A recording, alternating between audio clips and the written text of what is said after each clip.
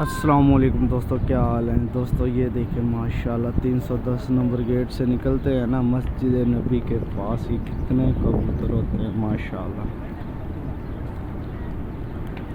ये हाजी नमाज के लिए जा रहे हैं, ज़ोहर की नमाज का टाइम है इस टाइम।